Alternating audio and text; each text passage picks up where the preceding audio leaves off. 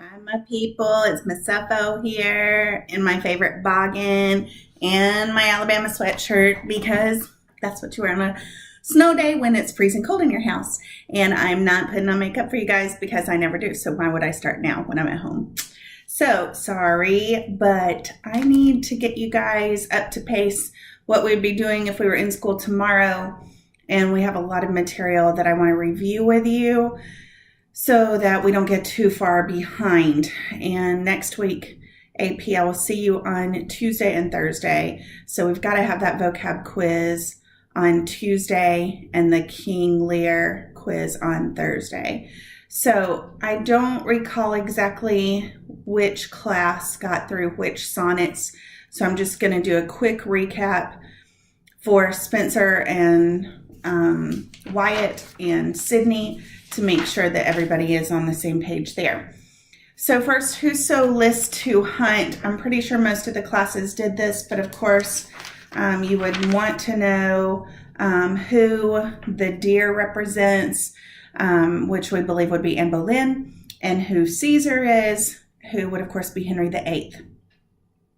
We talked about the tone a little bit and what the speaker is endorsing, and it sounds like he is telling himself and everyone else, give her up. You can't search for this woman anymore because she's taken. We also talked about that Caesar did tag his deer so that you wouldn't look for them and try to hunt them. And that resembles how Anne Boleyn had already been claimed, per se, by Henry VIII. It did say she's wild for to hold, though I seem tame, as a quote from this woman or this deer. So it suggests that like a deer, she is a wild animal, though beautiful and graceful as well.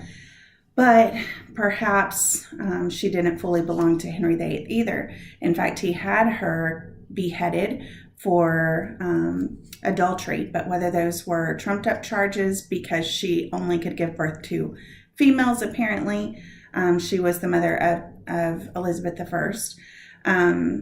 We don't know whether that was reality or whether she was caught having an affair. But anyway, that pretty much covers everything there. I will point out to line 8 is a line that I want to talk about a little bit when we get into iambic pentameter. Since in the net I seek to hold the wind. And if you've watched my other video about iambic tetrameter, that was a little brief introduction there. Let's move on to Spencer, Sonnet 30 and 75. Now, I'm not going to review the bios because it's straight out of the book. That should be really easy for you to garner. And I'm not going to go over every single question that you answered in the packet. This is just to be sure for assessment purposes that you understood it well. Sonnet 30. The speaker is fire. The woman is ice. And those are similes because of the word like. Not a metaphor there. But his point is that the more his woman gives him the cold shoulder, the more he wants her. And the more he wants her, the colder she gets. His final point is that doesn't follow the laws of nature, because if love followed the laws of nature, then his passion should melt her icy heart. Or her icy heart should make him less passionate about her, but that is not what's happening. Sonnet 75, also by Spencer. The speaker wrote his girl's name in the sand, and she kind of made fun of him, saying his efforts were in vain because, of course, your name can't last in the sand. But he says, not so, quoth I, let baser things devise to die in dust, but you shall live by fame. My verse, your virtues rare, shall eternize, and in the heavens write your glorious name. So he's suggesting then that her name can live on because he's writing about her in his poetry, his verse. And much like how Beowulf achieved his immortality through his name living on, the same is true for this woman. We're studying about her now, aren't we? So her name lives on. Sonnet 31, from Astrophel and Stella by Sir Philip Sidney. If you heard me talking about this in class, I highly suspect that the speaker is drunk because he feels that he sees a similarity between he and the moon. He's talking to the moon. Moon, I feel your pain. You feel me. We've both been broken up with by some woman. I mean, his heart is demolished, which would have led to his drinking.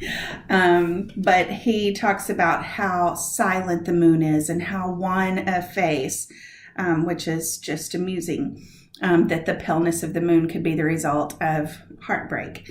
He suggests that Cupid, too, had his arrows in the moon just as he has with the speaker. He talks about their fellowship, and then he asks the moon if the women there are as proud as they are here on earth. Do they want to be loved, and yet when you love them, they don't want you anymore? There, do they call virtue and gratefulness? So it's clear he has been really hurt by some woman. Also, remember the literary term apostrophe. That is talking to someone or something that is incapable of responding back, either because they're dead or absent or inanimate. I think that is about it. I'm just going to show you quickly how to determine rhyme scheme because I have not reviewed that with you guys. It talks about it on page 256 in your book if you want to reference that. But essentially you take the end of a line and you look at every last word of the line. So to illustrate this, I'm going to use Sonnet 30 on page 257 by Edmund Spenser. So if you look at just the last words of each sentence, you have fire, great, desire, entreat, heat, cold, sweat, manifold, told, ice, cold, device, mind, kind. So the first ending line, the last word of the line, gets an A because it's the first sound and the first letter in the alphabet. Everything then in the whole poem that rhymes with that is also going to get an A. So fire and desire for sure would. Now then you go to great, and that would get a B because it's the second sound, and you would look through and see what rhymes with that. Now, interesting, to the eye, it looks like great, entreat, heat, and sweat rhyme, but great and entreat and sweat have different vowel sounds. So I'm going to keep looking to figure out what is the consistent pattern. And I can move to cold, manifold, told, cold, and ice and device. So it looks like lines 2 and 4 rhyme become lines 1 and 3 rhymes in the next quatrain. If you're tracking with me, you really have to look at it to see it. So we can assume then that great and entreat either were pronounced more similarly in the Renaissance in England than we do now, or that it's intentional slant rhyme, or that it rhymes to the I, or it kind of sort of rhymes, but not exactly, that slant. So then at the very end, you have 2 back-to-back lines that rhyme, which is by definition a couplet, so they would get their own letter. So I'm looking at A, B, A, B, B, C, B, C, C, D, C, D, E. Okay, for that poem. That one was a little bit complicated, but you can see even Spenser on the next page, 258. It's the same form. So that is called a Spenserian sonnet. He sort of created his own brand of the English sonnet. So it's similar to Shakespeare's with the quatrains and rhyme scheme, but he kind of tweaks it a little bit to make it his own. Okay. Let's move now to Passionate Shepherd to His Love on page 267. Sorry, I'm looking at my literature textbook while I'm talking to you. So Passionate Shepherd to His Love by Christopher Marlowe. It's divided into 7 stanzas, each with 4 lines, and we call those 4-line stanzas quatrains. If you look at the rhyme scheme, love, prove, fields, yields, I talked about this in yesterday's videos. This is an AABB rhyme scheme. If all the stanzas were shoved together like in a sonnet, we could just keep going straight through to figure out our rhyme scheme. But when it's a longer one like this, we really only need to do one quatrain, and you can see if they're pretty true throughout. Rocks, flocks, falls, madrigals, and they are. We also looked at the metrical pattern. Come live with me and be my love. There are 4 stressed beats in each line, and we will all the pleasures prove. And it isn't perfect, but most of the lines do follow this same structural metrical pattern, which gives it its sort of song-like quality. So we've talked about form both yesterday and today. So today I want to get a little bit more into the content. Obviously, this is a shepherd propositioning some young nymph who would be like a shepherdess at the time. And I need to tell you that this type of poem is called a pastoral poem. And you need to know that term because pastoral means related to fields, woodsy, the pasture. And so that's where we get shepherds and nymphs and sheep and all of that. If you see any of those kind of references in a poem, it is a pastoral. Some call it bucolic. Bucolic poems are also pastoral poems. So let's see what kind of things he has to offer this woman. Everything that valleys, groves, hills, fields, woods, and mountains yield. How will they spend their time? Sitting on the rocks, watching the shepherds feed their flocks, sitting by the rivers, listening to the melodious birds sing songs. And what will he do for her? He will make her beds made out of roses and 1,000 fragrant posies and a cap of flowers. I don't know what that looks like. You know, those little daisy chains we used to do, girls, as a crown. Maybe it's that. A kirtle, which it says is a dress, embroidered with myrtle leaves. She also gets a gown made of wool, straight from the lambs, fair-lined slippers for the cold with buckles of pure gold, a belt of straw and ivy buds with coral clasp and amber studs. Lots of good imagery in the color descriptions here. If these pleasures may thee move, come live with me and be my love. The shepherds twain shall dance and sing for thy delight each May morning. If these delights thy mind may move, then live with me and be my love, which goes back to the first line of the poem. Okay. The romantic will find a sort of utopian ideal in this, which I mentioned in yesterday's video. She may think, how serene to be out in nature, on the hillside, listening to the shepherds sing, watching the sheep, and having all of this just organic material and beautiful. I mean, it may really appeal to her. If she is a realist, however, I have to suggest a couple of things. What about when it's cold and winter? Because he has said not one word about a house. And also, what about when things begin to wilt and die? Because it seems like all her clothing might just fall apart at that point. For instance, the belt of straw and ivy buds. So if you go back to, yeah, but he talked about the gold buckles on her shoes. Well, how much money does a shepherd have? So maybe gold is a color, not a material here. In which case, we might be talking about straw or hay again, which would be more in line with the other things that he offers.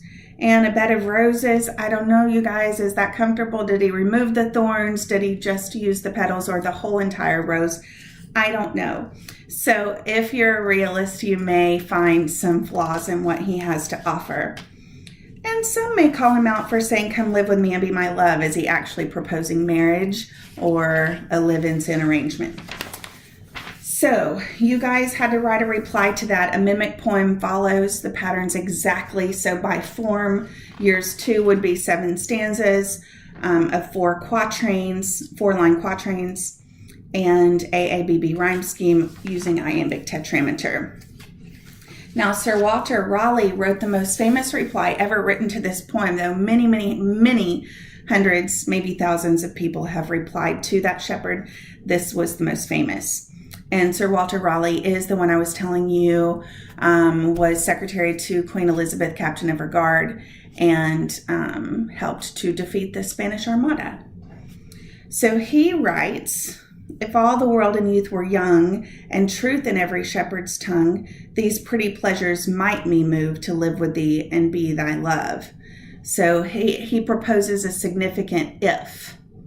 If all the world and love were young, youthful, if love stayed, and if shepherds only spoke the truth. So that's casting a bit of interesting fodder in the direction of that shepherd. Time drives the flocks from field to fold, when rivers rage and rocks grow cold, and Philomel becometh dumb, the rest complains of cares to come. The flowers do fade, and wanton yields to wayward winter reckoning yields. A honey tongue, a heart of gall, is fancy's spring, but sorrow's fall. See, he feels a little bit like the realist I was explaining, thinking about what happens when the seasons change. He even accuses in the next stanza of all of those offerings soon break, soon wither, soon forgotten, in folly ripen, reason rotten. Now, is there any guess that this was not written directly as a reply to Marlowe's shepherd poem? It's undoubtable. First, because the nymph's reply to the shepherd is the title. Second, because it too is a mimic poem. Only in 6 stanzas he addresses it. But to mention specifically the gowns, the shoes, the beds of roses, thy cap, thy kirtle, and thy posies, soon break, soon wither, soon forgotten, and folly ripen, reason rotten. The list of things, the litany of items that the shepherd offers is identical. It even goes on: the belt of straw and ivy buds, the coral clasp and amber studs. All these in me no means can move to come to thee and be thy love. So in other words, there's no way. None of them can talk me into it. There is a but. Like, there is one condition under which he would still agree to be the love. But could youth last and love still breed? Had joys no date, nor age no need, then these delights my mind might move to live with thee and be thy love. So if youth and love and age and joy had no date, no expiration, no wilting, no changing, no cold, then maybe he would be talked into it. I'm going to pause there because we're getting a little long here, and then I'll resume on the next video.